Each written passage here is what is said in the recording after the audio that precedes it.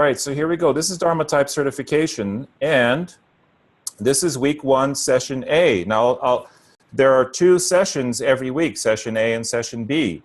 And this is an introduction to the course itself, the entire course. And we're going to start with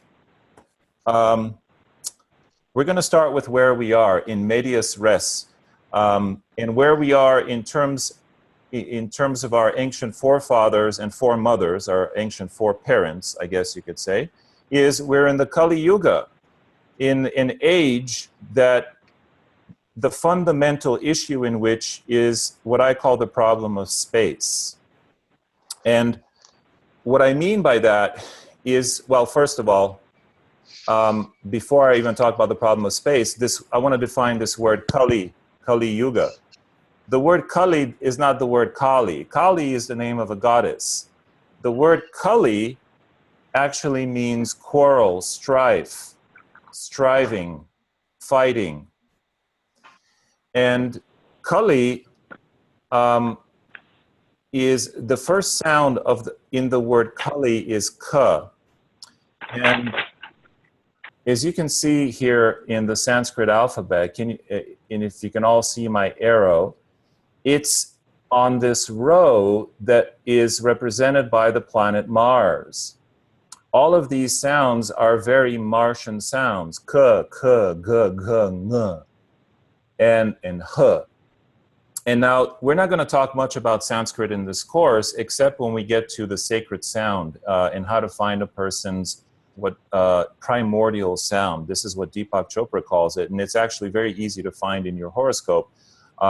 And this is one of the useful tools we'll be learning here. But in addition to the primordial sound, we'll be learning your money sound, your spiritual sound, and a few others. But that's the extent of Sanskrit. So I'm showing you this here not to scare you, but just to give you an idea of the scope and breadth of what's possible, and also to define this word Kali. So Kali there's that K sound, and it's a very Martian sound. And of course, languages that have these sounds in abundance, like Arabic and whatever Genghis Khan spoke, Genghis Khan, these are very Martian kind of sounds. So they create a Martian sort of consciousness in the person speaking them.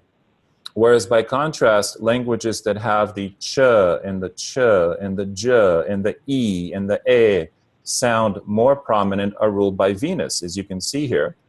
And languages that emphasize those sounds, like Italian, ci vediamo Giovanni, right? They're more about Venusian things like art and love and passion. And sure, they can become aggressive, but it's usually over art and love and passion and food, right? So again, this word Kali is a word that has to do with strife. And what are people fighting about? What people are fighting about is essentially space. And space has to do with the space outside of our bodies, but it's also the space inside of our bodies. And what we're going to attempt to do as Dharma practitioners is to help people find what in Sanskrit is called sukha, good space. Sukha, and I haven't written it down here, unfortunately, but the word sukha means happiness. And happiness is defined as having good space within your body. So physically, your gut is moving, your bowels are moving, your cells are operating, and they have room to assimilate nutrition and to communicate with other cells. So that's sukha in the body. Sukha outside of the body has to do with how you organize your home and so on. So here I'm defining all dis-ease is caused by the encroachment of one organism on the environment of another. And there is a book actually called Pandemic, written by an author named Sonia Shah, that describes most of our diseases today as, let me go back to her, as just that, the encroachment of humans into areas where they shouldn't be. And as a result, we have diseases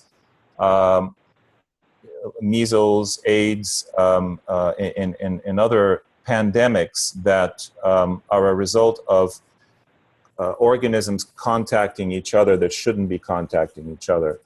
And she gives a lot of wonderful examples in the book of how when the environment of one organism, like the robin or the butterfly, is encroached by too much building, then disease is spread because those organisms actually keep disease in control. And West Nile virus and bird flu are all spread that way. So I won't delve into this too much, but this idea that the misuse of space leads to suffering is a primary idea here that I want to address. So Dharma is supposed to help us find our good space. And now it's, well, now we should ask what Dharma is. If you've heard me speak about this, you know, this may be a little bit of a review, but the way I like to begin this is just to give you a definition of Dharma, at least as I see it, and that is that a long time ago, the sages of ancient India figured out three basic things. The first is that everyone wants to be happy. People want happiness. The second thing is, and I know that's not too groundbreaking, but the second thing is that they figured out that the way one attains happiness is by living with nature rather than against nature. So for short-term happiness, you can certainly have pleasure, which is short-term. You can do cocaine, you can jump off a building, but pretty soon that abuse is up to you. So for long-term durable fulfillment, it is better to live with nature than against nature. And what they call this is Dharma. So Dharma comes from the root dhr. Dhr, or dri, is where our word truth comes from, as well as all of these other words. Throne, farm, druid, tree, these all come from the root dhr in Sanskrit, or Proto-Indo-European. And all of these are foundations of a stable society. Marriage, troth, the throne, right? The government, having a government to protect the village. The farm, which provides the food. The druid, who is the judge, the justice, the wisdom giver. And the tree, which is the embodiment of stability and life. So this is where the word dharma comes from, and dharma is foundation of society. Personally speaking, your dharma is your divine design. It's the software you were born with. And by living that design, you, in essence, minimize negative karma and optimize positive karma. What does that mean? Well, by living your design, by vibrating at the level you were born to vibrate, you in essence you affect your environment in a way that minimizes negative karma. So I like to say Dharma erases karma because it keeps you from creating more karma and helps you vibrate at your authentic level. Then, as you do that, you gently cleanse. You know, like those products that advertise, this gently cleanses your hair. Well, in the same way, when you live your Dharma, you gently cleanse past hurts, past issues, past karmas. And finally, it prevents you from doing someone else's Dharma, violating someone else's space. If you were never meant to be a salesperson, but you're in sales and you're making money, but you're not really happy, you're not only making yourself miserable, you're actually taking someone else's place. And this is one of the fundamental issues that I find in when working with clients is there are many successful clients, or there are many successful people who are not living their Dharma, and they are some of the most miserable in their current condition. And so they come with issues like, well, my marriage isn't working, or I need to lose 10 pounds, I'm gaining weight. But really, the fundamental crux is we peel the layers of the onion of the client or the friend or the family member, is that they're at a crisis in identity. They don't know who they are, and they don't know what the heck they're doing here on this planet. So when you find yourself in that situation, you not only feel miserable yourself, you're often taking someone else's dharma by taking their place in the world. So, so the final way the Dharma erases karma is because it aligns you with grace. And grace isn't something you can ask for or command, but you can put yourself in a place that invites it into your life. And here is the serenity prayer. And so fundamentally, what living your dharma does is it helps you answer this serenity prayer, which says, God, give me the grace to accept with serenity what can't be changed.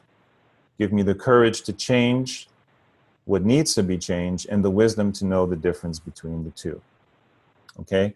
So this isn't light work that we're embarking on. This is, in my mind, the core fundamental work that everyone needs to do who is unhappy at some level. And let's look at what those levels are. So so the ancient sages said that everyone wants to be happy. For long-term happiness, you have to live with nature, and this is called dharma. Living with nature takes on, there are actually 5 levels that we need to consider. The first of these is the physical. There is a physical dharma to the body. The science that deals with this is called Ayurveda, but really any doctor, anyone who is a healer, is practicing the first level of dharma. And by the way, in America today, obesity costs $160 billion, and the attendant problems related to obesity cost the economy $160 billion, which will be $300 billion by 2020. So just knowing and understanding this level of dharma, which we will talk about in this course, it's not the focus of the course, but it is the foundation, and it's necessary that we understand it.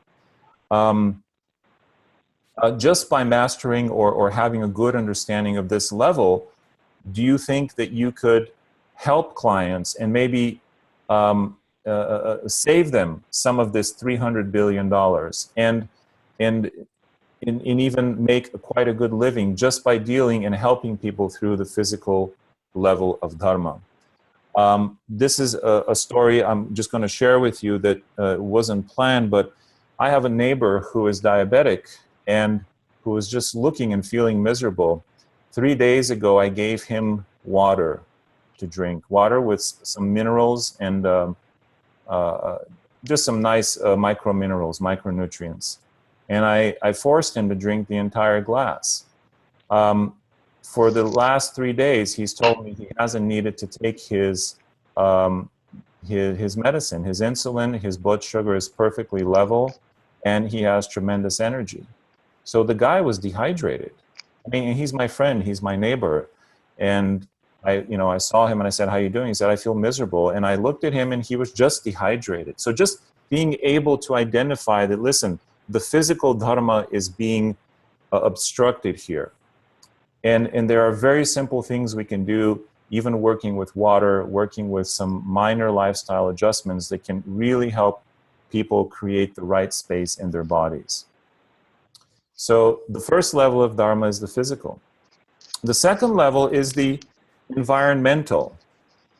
And this is, so if the first level is everything from the skin in, the environmental is everything from the skin out. It's how you relate to your environment.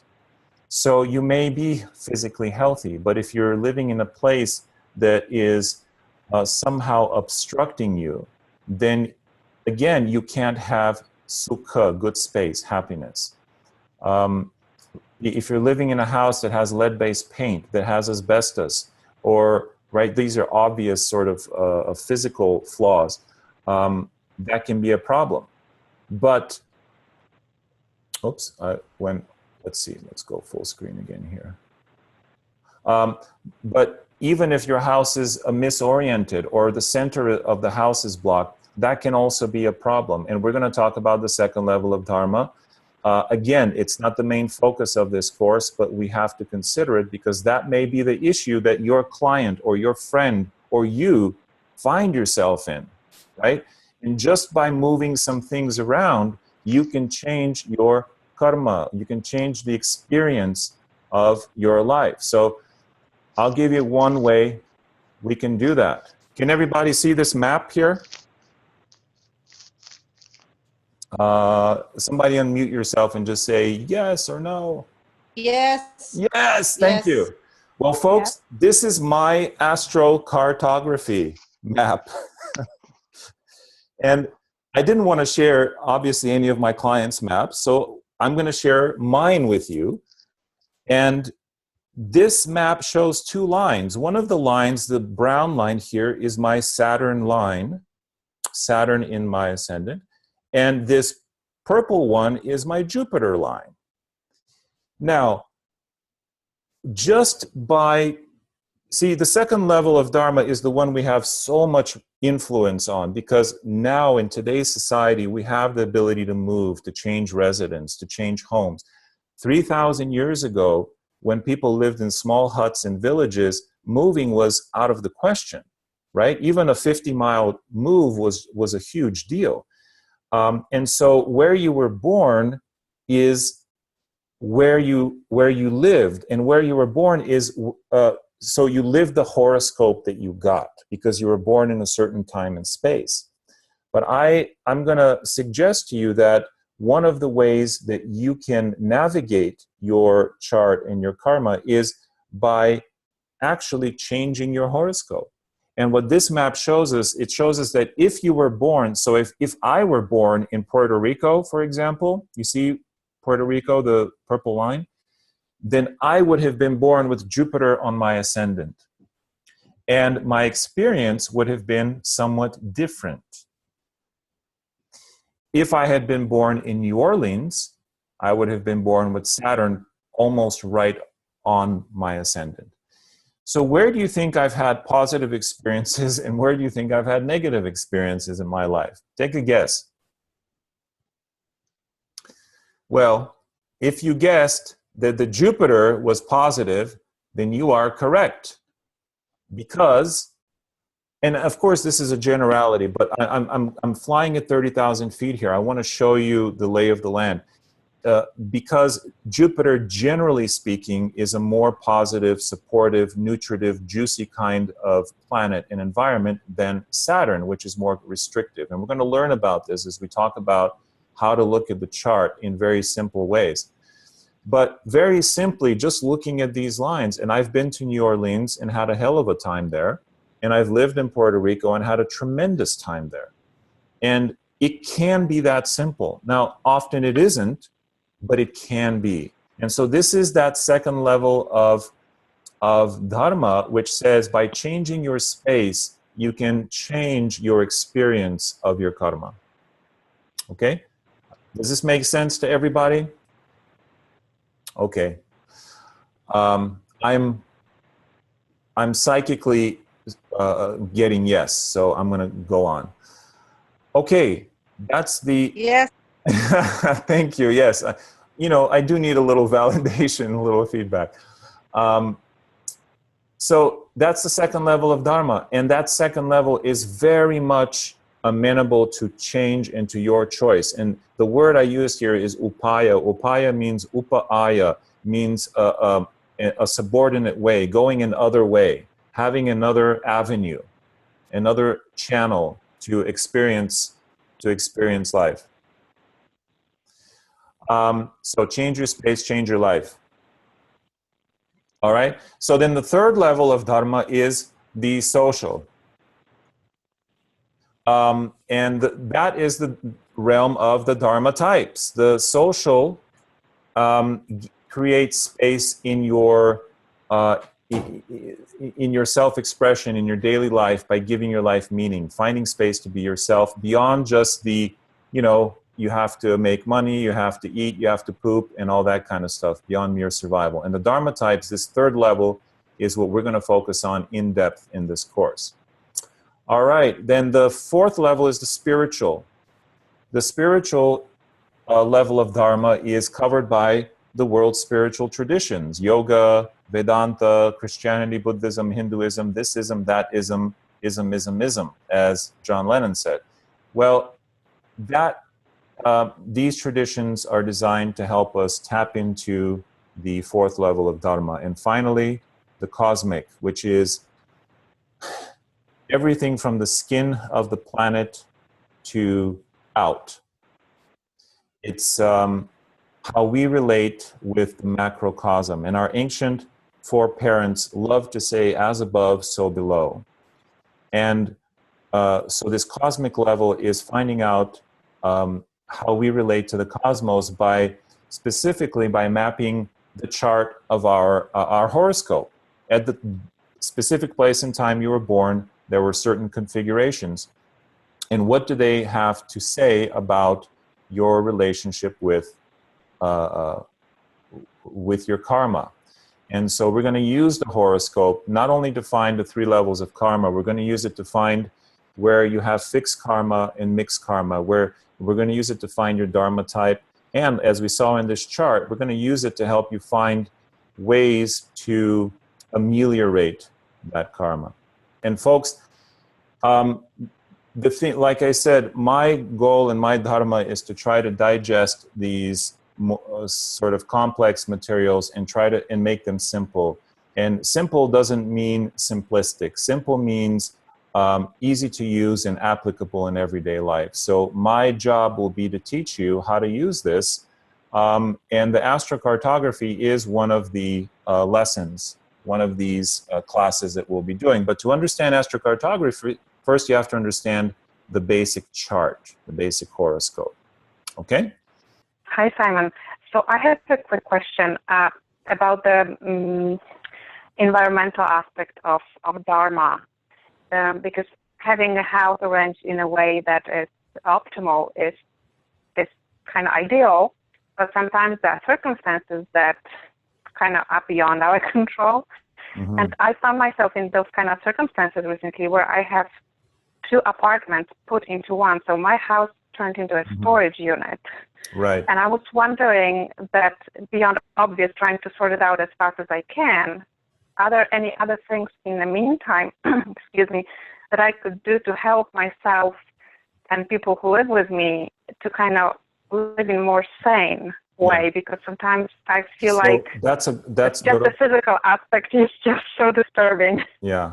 Yeah, and this will affect your other levels of Dharma. So thank you for that question. Yes, this is absolutely something we're going to look at. And again, just a quick example. This is a real case study from my work. One of my students in Albuquerque invited me to her home, and as I walked in, I noticed that her furnace was right in the middle of her house, and I said, you know, and I got this eerie feeling, and I said, what happened to the last tenant who lived here? And she said, oh, she committed suicide. I thought, why do you want to live here again? She said, oh, but I love it. It's perfect. You know, it's got everything I want. Fine. And it did have everything she wanted. But that issue, the center being blocked in a space with the furnace, it was like having someone sitting on your chest, having that heavy load on your chest and all the time. And so it led to depression and ultimately suicide. Now, doesn't mean everybody with a furnace in the center of their home is going to become depressed and commit suicide, but it's not ideal. So we will look at potential fixes. So by the way, the student is still living there. She's pretty happy. We discussed some potential fixes and how to put mirrors and stuff in different places. So she's having a good experience there, despite this heavy thing sitting in the middle of her dwelling. So yes, this is part of the course, and it's part of the upaya, how to remedy different issues. And by the way, if I'm using too many Sanskrit words, please understand that I use them only when there's no other, well, actually there is another word for upaya, it's called a remedy. But upaya also means an alternate way. So I use them when there's no other term. And I'll try to be sparse with the Sanskrit terms. So, yeah, so thank you for those questions. And these each related to a separate level of Dharma, in this case, the environmental. So, yes, we will tackle that. All right. So moving on here. So those are the 5 levels of Dharma. And the way we will cover them in this course is thus: 2 sessions a week. Each session will cover one of these 5 levels. And here, for example, is the very brief but to the point syllabus. Week 1, we are at the 3 keys to the kingdom, which I haven't covered yet, so we're getting there. And then the second session will begin with the Dharma types. And then each session will go and cover one area of Dharma. So next week we start with physical Dharma, and then we'll go into how the Dharma types affect physical Dharma. For example, educators have specific diets they need to follow, right? Merchants have specific exercise programs that work for them and that don't work for them. So while we're going to just look at physical Dharma here, we're going to look at how the Dharma types influence physical Dharma, because the Dharma types are really the key to all the 5 levels, in my opinion. Then week 3, environmental Dharma. This is when we'll talk about Engo and Dorota, how to organize the home, and what if you have bad vastu, as it's or you know, a bad situation. And then we'll talk about how the Dharma types affect that environmental Dharma.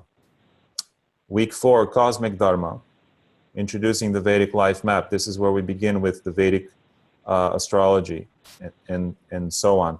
So this is a brief look at the syllabus, and you can see it's very sparse, and I like to keep it that way in the beginning because, again, I do like to customize this for you. All right, so those are the 5 levels of Dharma and how we'll be addressing them in this course.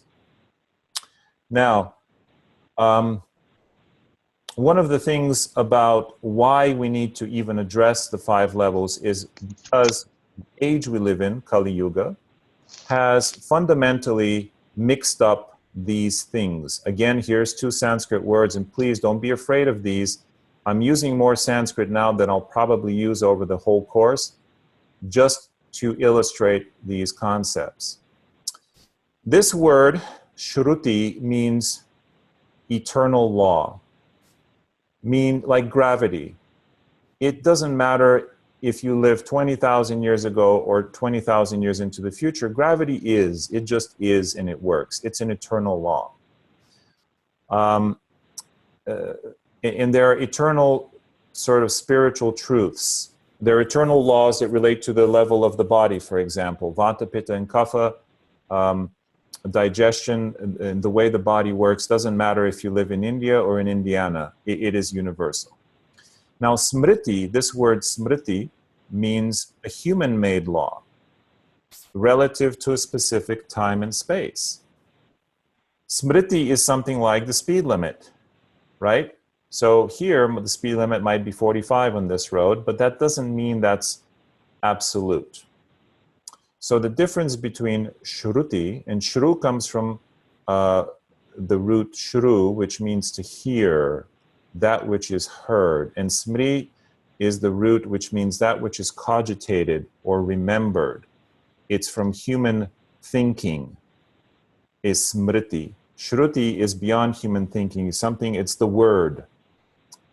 In the beginning was the word. And with shruti, you hear the word of God, of the divine. So here's some examples. How are women supposed to behave? Oh my God. Shruti says, women connect with your feminine archetypes as embodiments of nature.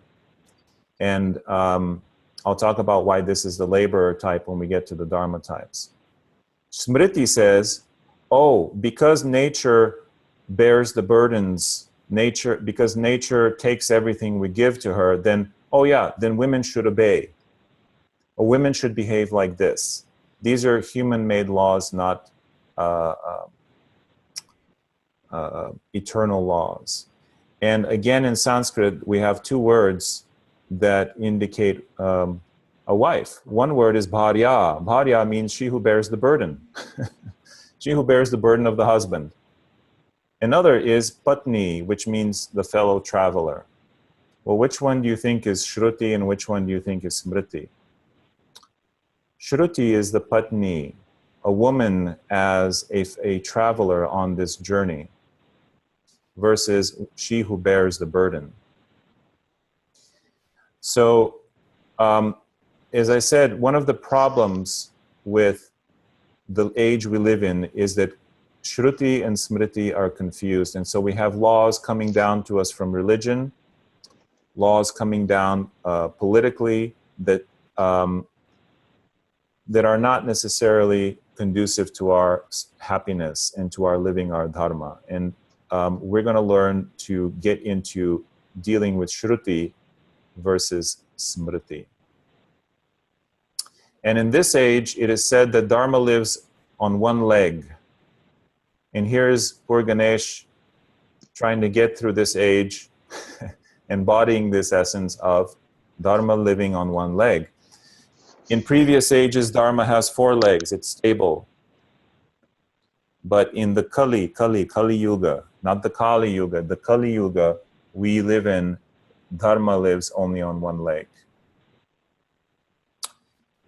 So, one of these, one of the ways that a Smriti, this human-made tradition, has gone awry is that it's made what are essentially beautiful archetypes into oppressive political regimes. So these Dharma types, as I am presenting them, are non-hierarchical. If you're an educator, you're no better than a warrior, a laborer, or an outsider. If you're a merchant, you don't have any ascendancy over any of the other types. Like the fingers in your hand, the types are equal. They're not like this, vertical, hierarchical, they're like this. So that's the first change that I've made to this system, because it just doesn't play out in this age. The second is that they're non-hereditary, and this is also pretty obvious in this age. Maybe at one time there were hereditary, but just because your mom and dad are a merchant type, it doesn't mean you're a merchant automatically. The best way to find your Dharma type is to look at your chart, your Vedic life map. Another wonderful way to find your type is to take the test. There's a free test on my site. The tests are in my book. That usually, for 80 to 90% of the people, pinpoints the Dharma type. Okay, but this idea of Smriti, this man-made, human-made law, says that the Dharma type should be hierarchical. That educators are better than warriors, and warriors are better than merchants, and merchants are better than, oh my God, laborers. Who'd want to be a laborer? Well, Oprah Winfrey's a laborer. She's doing pretty well, right? Harrison Ford's a laborer. There's a lot of incredible people, laborers, who are not only successful, they are, they found their place in society. So no one type is hierarchical. And I don't want to go on about this, but I'm pretty passionate about it. So that's one way that we need to reinterpret Shruti and reinvent Smriti. And by the way, it's not just me who is saying this. The great saint, there was a great yogi who first brought all of this wisdom to the West, who said this. His name was Vivekananda. He said, we must reinterpret Shruti and reinvent Smriti. All right. So, now, questions so far? If you guys have a question, unmute and ask away. I want to make sure we're all on the same page here. Hi, Simon. It's Dorota again. Can you hear me? Yes. So I have a question. How long this time of confusion between Shruti and Smriti will go on? forever. So Is there an answer to this question? That's a good question. So the standard reckoning of Kali Yuga is that it began in 3100 BC, more or less. And the specific event that marked the beginning of Kali Yuga was the death of Krishna. Krishna was shot by a hunter. And at the end of his life, when he chose to go, that was it. So that began Kali Yuga. Now, that's the normal reckoning. There are other people like Dr. David Frawley and his gurus and his tradition that say, we're no longer in Kali Yuga, we're actually transitioning into the next one. And that has merit, but the standard reckoning says that we'll be in Kali Yuga for quite some time, 432,000 years. So we're 5,000 years into it, and we've got a ways to go. So if you're waiting for Kali Yuga to end, so that everything will be perfect, you better freeze yourself in cryogenics and hope they have refrigerators 400,000 years from now, okay? No, the point is that there are great benefits to living in this age. And the benefits are that what you think doesn't matter. You can think bad thoughts, doesn't matter. You can even say bad things, doesn't matter. It's what you do that matters. It's your actions that have the most weight in this yuga, in this age. So whereas in previous ages, perhaps even what Jesus taught, he said, as you think, even if you think about adultery, you have committed the crime. I would put it to you that thinking about it is not as nearly as important as actually doing it. And when you do your dharma, that's the most important thing, regardless of what you think about it. Okay? So it sounds like it's much more physical. It's a much more physical edge. Exactly. Yes. Mm-hmm. We can forgive ourselves our little trespasses and focus on behavior. And knowing your dharma type and understanding dharma can help you align your behavior with your highest purpose and help your clients to do that as well. The thing is, our goal is to deliver Shruti in a format people can understand. And that means giving it in a way that is understandable.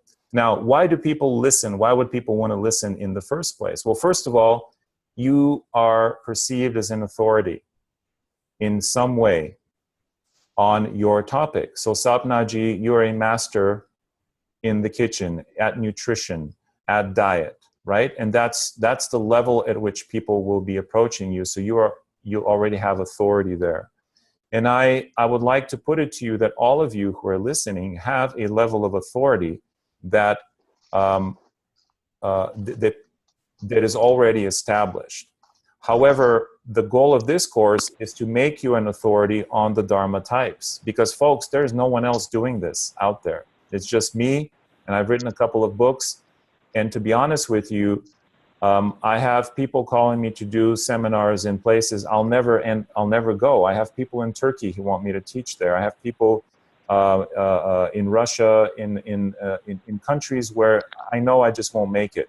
And yet this message has to be spread, in my opinion, because it just works. And those of you who have been with me as clients or students have seen this in action. So one reason people listen is because you are an authority on the subject. The second is they've invested in it. They've paid $100 or $50 or $500 to go to your lecture or to see you. And the third is, in my opinion, the most important, which is when you do this kind of work, people sense that you have tapped in to something that is ancient, sacred, and mysterious. And that in itself is alluring. So these three reasons are very important to understand when talking and dealing with clients. Now, here's what I call the keys to the kingdom: communicating for understanding and retention. Here's how we get across to a client. The first way is, and this is something that probably a lot of you maybe already know, but the first thing is to organize the information to deliver Shruti in absorbable little packets. And I call this the power of three.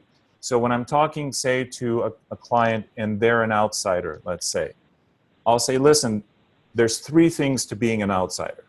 And immediately that creates a sense of, oh, okay, there's only three things? Well, now I can organize. Number one, I could put, I have cadres in which to put the information.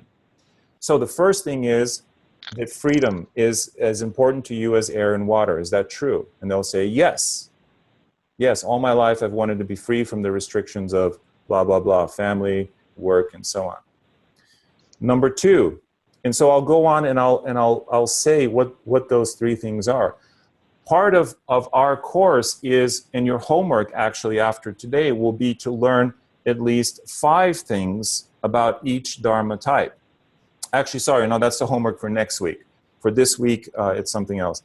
But you will know at least 5, and these aren't just random things. These are core issues that speak to the heart of that person.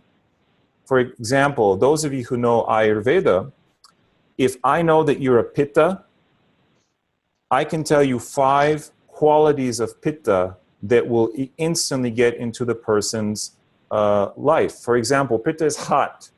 And I can say, do you experience heat? Do your feet get hot when you go to bed? Are you feeling, do you have inflammation? That's heat, right? Inflammation. In your body? Yes, definitely.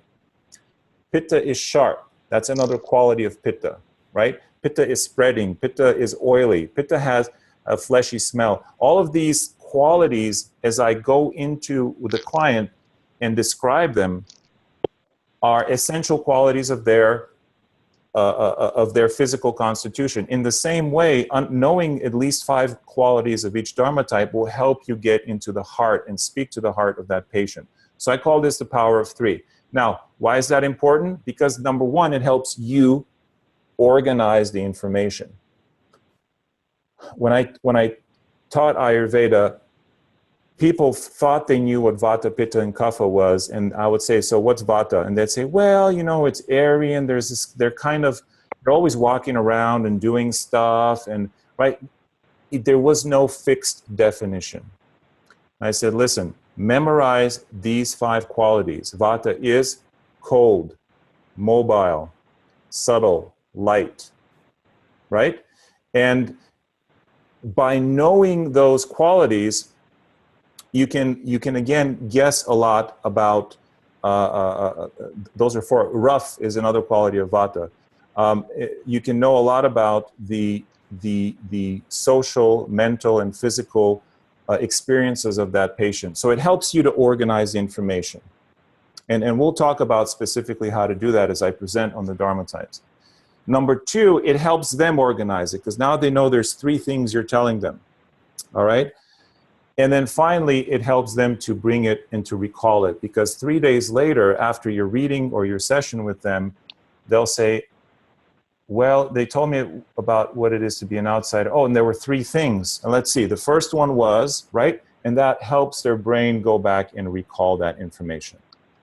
Okay? So this is a very kind of simple approach to just speaking directly to the heart of a client, and to also help you organize the information is, I call it the power of 3. Now, I'm sure you guys have seen tons of web stuff where, oh, here are the 7 secrets to better digestion. Here's the 11 things you need to do to have a better relationship. This is catching on in the sort of in society, and it's kind of being overused, I think. But it's a social meme because it actually works. And so in this work, I'm going to have you guys put things in blocks so you can really understand. And when I ask you, tell me about the merchant type, what are their core issues and how do they solve them? You'll be like, boom, boom, boom, right? You can deliver that information and recall it easily. All right? So that's our goal, is to deliver this core shruti, what I think is shruti, in a way that is easy and for you and easy for the client to remember. And so on that note, our homework for next time is to read, or if you've already read it, to review chapter 1 of the book, The 5 Dharma Types. And in that chapter, I talk about Shruti and Smriti, and I talk about the history of the Dharma types in perhaps a little bit more detail. And we'll need to know that before the next class, in which we go deep into each of the 5 Dharma types and what their core values are and what makes them tick, and then how they go astray. All right. And you'll probably get to this, but I'm very excited about it. So as well as the main Dharma types, will we be talking about the time of life in addition to the main Dharma types? Oh, yeah. I mean, the Dharma type is the static. The time of life, so let's say you are a warrior type, but you happen now to be in an outsider period. That's a very different expression of your Dharma type than if you were in a merchant period. You know, I'll give you my example, and I hope this doesn't sound too sort of self-centered, but I'm an educator type. That's my Dharma. And just now, the last year, I've entered a merchant period. And the merchant period is all about sharing what you've done and making money, right? And making a living. But the fundamental Dharma of the merchant is to create win-win situations, is to put people together with knowledge and information and goods and services that they really need. So I wasn't doing that 5 years ago. I was doing other kinds of stuff because I was in a different life cycle. So each of you will know how to read not only the Dharma type, which is the core essence of the person, but how that essence is expressing at any given moment. And sometimes they're more difficult. A warrior in a merchant period will have it very difficult because that period is not conducive to their best expression. And we'll talk about why that is. So the Dharma type is like knowing your gender. And I've given this example before, but students will sometimes ask, listen, there are 7 billion people on the planet. How are 5 Dharma types supposed to customize my life? And I tell them, I say, listen, imagine if right now you forgot and you didn't know whether you were a man or a woman, right? These 2 basic archetypes, male, female. And of course, gender has a physical correlate, but I will put it to you that the Dharma types also have a physical correlate. I think they're in your DNA. Just no one's looked for them yet. So if you don't know if you're male or female, imagine walking through the world that way. What bathroom do you use? How do you dress? How do you talk? How do you walk? How do you interface with the world? Become real questions. Likewise, not knowing your Dharma type, in a sense, puts you at that disadvantage as well because you don't know how to share your gifts with the world. And then Linnea's question is, on top of that, knowing what stage, where you are in life is also supremely important. So yes, we will cover that in depth, Linnea. Does that help? That was a very long-winded answer. I'm sorry. No, that's great. I'm very excited about it. Okay, cool. Other questions before I move on? Hello.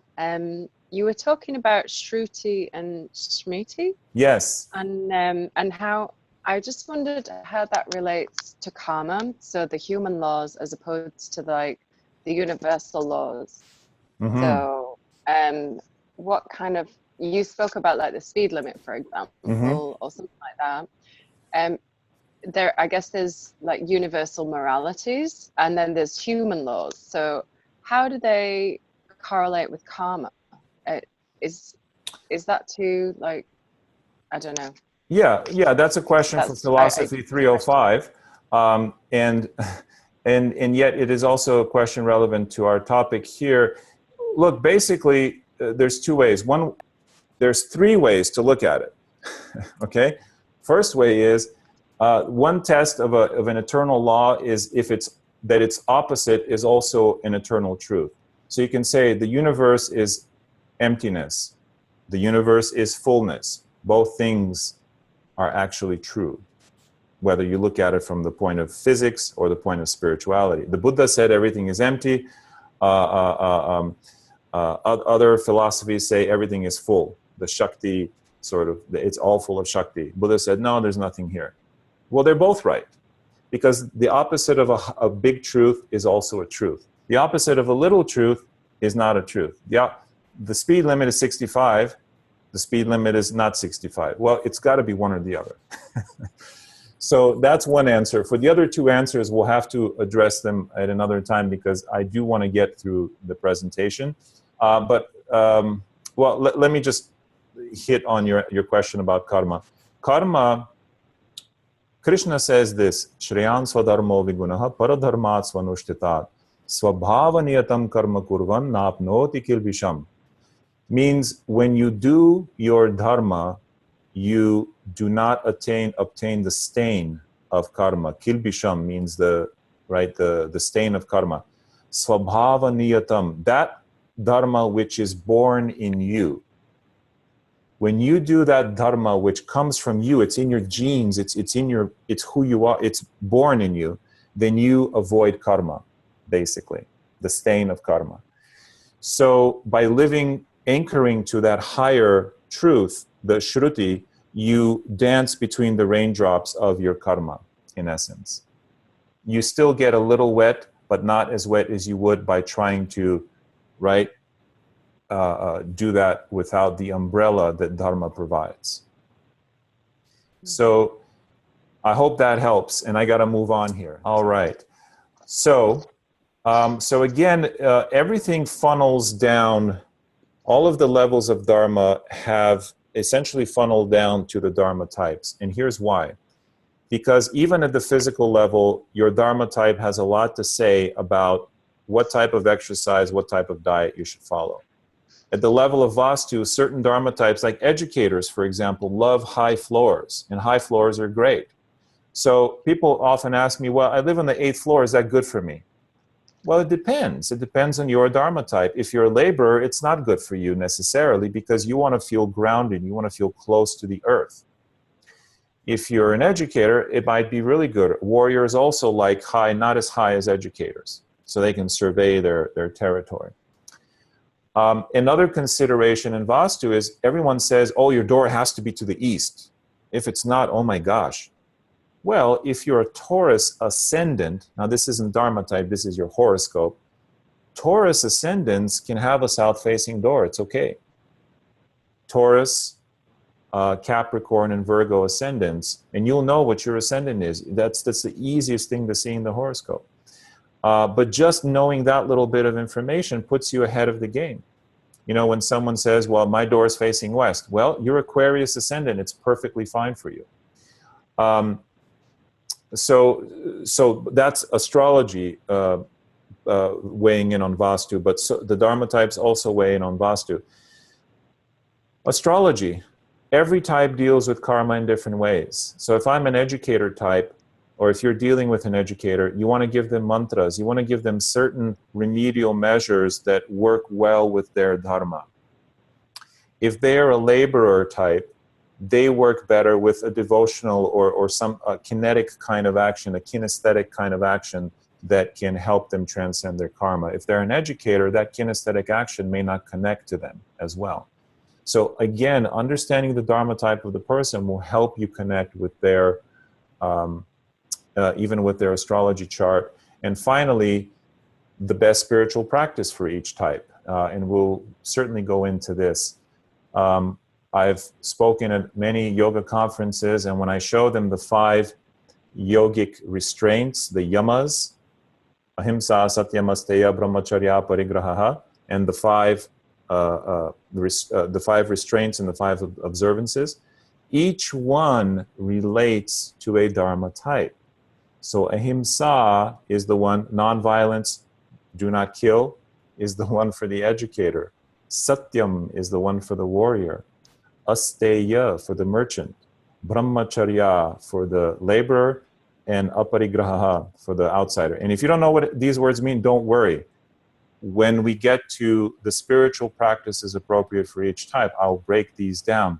But these are essentially the 10 commandments. Same as the Bible. By the way, the last 5 commandments in the Bible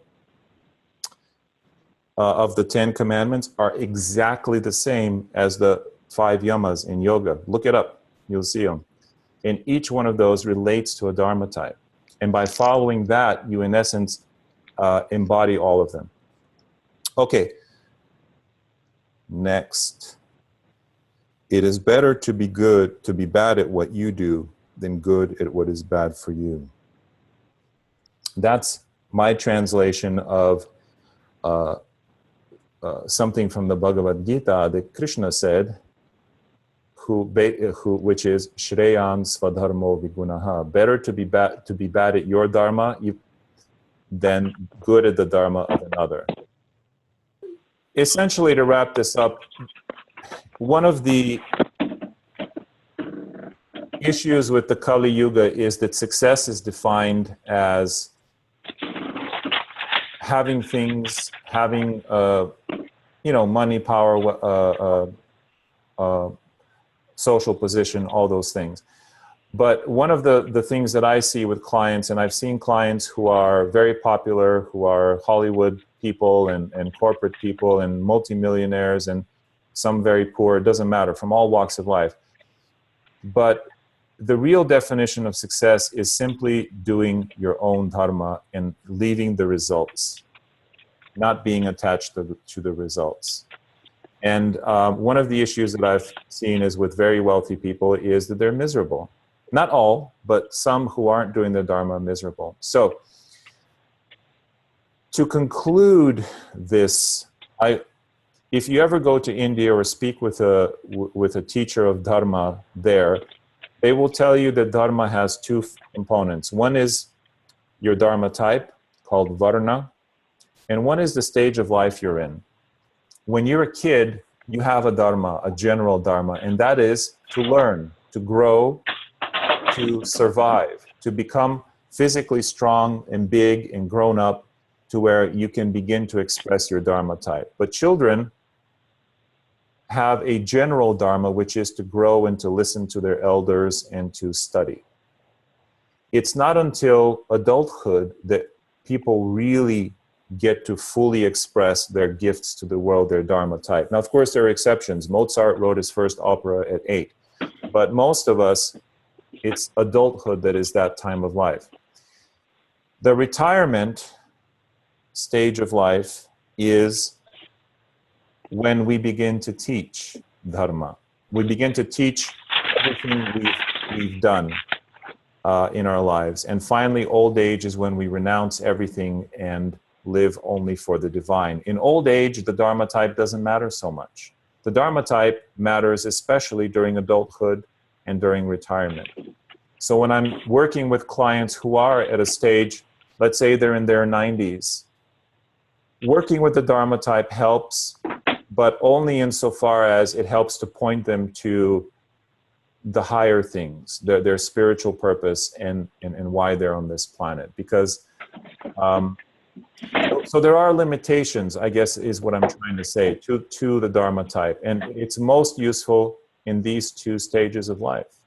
Adulthood, beginning with in the early 20s when people graduate college, and retirement, which ends in the 70s, 80s, I would say in the 80s. So that's another way to view dharma in a very general way, but it's called the stage of life that you find yourself. So that's the end of this presentation. Now I'll open it up to questions. Do you guys have any questions about what we've covered so far or what we haven't covered so far? There's 2 questions that I hear. The first one is, if you evolve as a human being, does karma continue to affect you? And I would put it to you that karma still is playing out. Remember when you were 5 years old and the little kid in the yard said, "Ha ha, you're a poopy pants," and you started to cry, and it felt really bad. Now, if a little kid says that to you, doesn't mean anything to you, right? Because you've evolved, and that input doesn't produce the same output in you because you've evolved. Mm-hmm. The second question I'm hearing is that if we change residence, does that completely obviate our karmic situation? It doesn't obviate it. It will not completely I'm not promising a complete makeover, right? If you're dead broke in Phoenix and you move to New York and it's a good line for you, will you immediately become a millionaire? No, right? But you will have better opportunities. Free will still plays a factor. And this is what we are teaching with the Dharma certification, is the intelligent use of free will. How to align your free will with your purpose, with your Dharma, in a way that makes the best sense for you. Because New York might be great for you, but it might be horrible for another person. So having that information and aligning yourself with that is right. It's the purpose of Dharma. The question was, when there are many residents of a house, or a child and a mom, who do you look at primarily? You look at the owner of the house, the person whose name is on the lease, or who is on the rental agreement. That's number one. But number two, you would also want to consider, especially a child who would be very sensitive to the influences, right? Lead-based paint may not give you cancer, but it will affect the child more than you, because they're just more sensitive. That's a Vastu problem, by the way, that we recognize in Western society, and we've built laws, smriti, human-made laws, to help protect people from them. The Shruti says you shouldn't have any kind of toxic influence in the home, right? And the Smriti says, yes, but lead-based paint, asbestos, nuclear waste, right? We can't have those around. And the more we learn about the influences, we'll say, oh, and it shouldn't face south. Oh, and it shouldn't do this. But to answer your question, the primary person is the householder, literally speaking. Yeah, so knowing just because you're in the first or the last stage of life doesn't mean the Dharma type doesn't apply. It applies less or differently. So I'll give you an illustration. I had, this is a few months ago, a lovely woman wrote me a letter, handwritten letter, to my publisher, and then the letter was relayed to me.